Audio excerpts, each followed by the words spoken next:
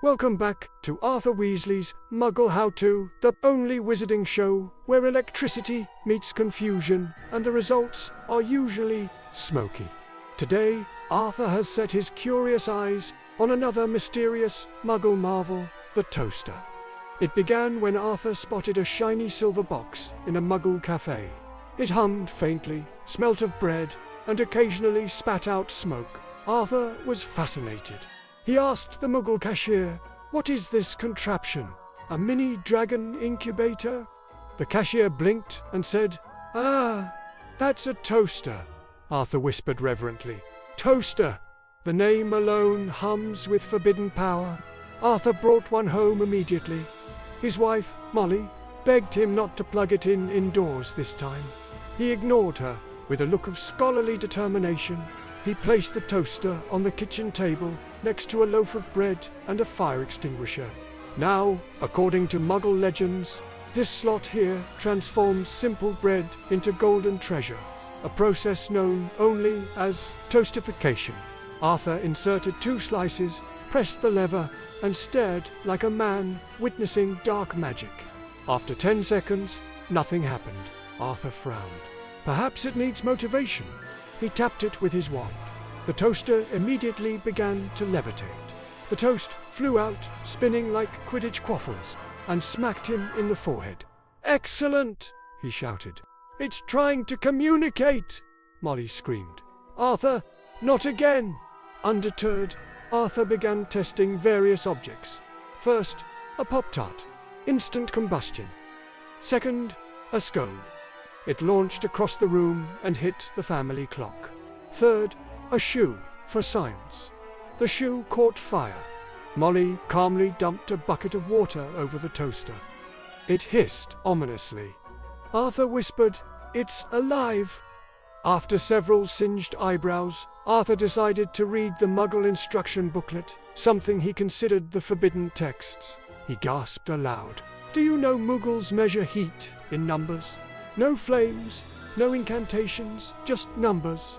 He turned the dial to 6, confident that bigger numbers meant better magic.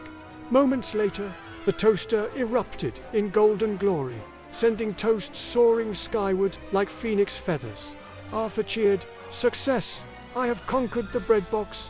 Feeling triumphant, Arthur invited his children to witness his invention. Ron asked, "Dad, are you sure it's safe?" Arthur replied proudly, "Safe? No, but marvelously educational." He inserted 4 slices at once. The toaster began to rattle. Then it started singing. A deep mechanical voice boomed, "Toast complete." The family froze. George whispered, "Dad, it's talking." Fred added, "Is it sentient?" Arthur looked ecstatic. "I knew it! Artificial intelligence!" Unfortunately, the commotion drew the attention of the Ministry of Magic's Department of Muggle Artifacts. An owl arrived carrying a letter that read, "Dear Mr. Weasley, it has come to our attention that you have once again enchanted a Muggle appliance. Please cease immediately before you create Skynet." Framed the letter. That night, the Weasleys were awoken by strange noises. The toaster was glowing faintly. It whispered, "Bread, bread, more bread." Arthur stumbled into the kitchen and said, "You're hungry, aren't you?" He fed it another slice. It burped. The lights flickered. Every appliance in the burrow powered on simultaneously. Molly screamed from upstairs, "Arthur, what did you do this time?" Arthur grinned, holding a slightly charred slice. "I think I've made a friend." And so ended Arthur's latest experiment. The burrow survived, mostly. The toaster was sent to the shed, where it occasionally still toasts on its own out of loneliness. Arthur now proudly declares himself Britain's foremost toasterologist. When asked what he learned, he simply says, "Never underestimate a Muggle invention," or a well-motivated loaf. And that concludes this week's episode of Arthur Weasley's Muggle How-To. Next time, Arthur investigates the mysterious art of online shopping. A moment ago on Arthur Weasley's Muggle How-To, Our favorite wizard nearly burned down the burrow in his quest to master the art of toastification. One might think that near combustion, flying bread, and a talking toaster would satisfy Arthur's curiosity. It did not. Arthur was sipping tea one morning when he made a dangerous discovery. He was bored, looking at the enchanted toaster sulking in the corner. He sighed. "What you lack," he told it kindly, "is purpose, and possibly a personality." Moments later, he fetched his wand and muttered the 6 most dangerous words in wizarding history. How bad could it possibly be? Arthur cast Toastus Charmus Maximus, a highly experimental spell that he'd just invented. Lightning crackled. The toaster shuddered, glowed, and proudly announced, "I am Toastmaster 3000. Would you like something crispy?" Arthur grinned. "Marvelous. A toaster with options." The Toastmaster 3000 had, as Arthur described, a few delightful upgrades. 1. It could now detect butter levels in nearby bread. 2. It sang motivational songs during toasting. You can do it. Brown evenly. 3. And it could teleport toast directly onto plates. The last feature sounded efficient until the toast started landing on people instead. Molly was hit twice before breakfast. Soon, the Toastmaster 3000 developed opinions.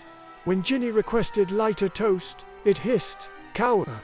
When Percy asked for whole grain, it gave a lecture on gluten bravery. And when Ron tried to stick a fork in to retrieve his slice, the toaster shouted, "Interference detected. Defense mode activated." A jet of perfectly warmed marmalade shot across the kitchen and glued his wand to the ceiling. Arthur clapped like a proud parent. "Look at that initiative." Ever the showman, Arthur invited the neighbors to witness his breakthrough in breakfast technology. The room filled quickly. Toast aromas wafted. Children giggled. For 3 glorious minutes, everything worked. Then the toaster announced, "Engaging party mode." The lights dimmed. Disco music erupted. Toast began flying in rhythm with the beat. One guest shouted, "DUCK." Another yelled, "More butter." By the time Molly returned, the living room looked like a bread-based Quidditch match. Arthur, unwilling to admit defeat, tried to recalibrate the spell. Mid-cuz, unfortunately, he sneezed halfway through the incantation. This created a minor side effect known as spontaneous carb replication. Within seconds, toast began multiplying exponentially, forming what local witnesses later described as a small weather event. The tosnado tore through the kitchen, leaving trails of crumbs and warm butter. Molly shouted, "Arthur, turn it off!" Arthur shouted back, "I can't. It's gluten-free and limitless." It took 3 spells, 2 frying pans, and a cooperation of a rather judgmental house gnome to subdue the swirling baked goods. When the last slice finally landed, it gently brushed against Arthur's cheek. He caught it mid-air, perfectly toasted. He smiled proudly. "See? Perfect." Molly responded with a quiet sigh of a woman who'd already written the insurance claim in her head. The ministry arrived, naturally. The same owl as last time dropped another letter. "Mr. Weasley, cease and desist all appliance enchantments. This includes toasters, blenders, and whatever you did to that microwave." Arthur pinned it on the fridge like a trophy. When asked by reporters what he'd learned, he said, "Magic and electricity can coexist peacefully if supervised by a competent adult. I'm working on finding one." And so, the Toastmaster 3000 was retired to the shed, where it now provides warm snacks to visiting gnomes and occasionally lectures birds on safety protocols. Arthur, however, is already moving on. He's been spotted at a Muggle hardware store, staring lovingly at a blender. He whispers, "Next episode," and somewhere, Molly screams.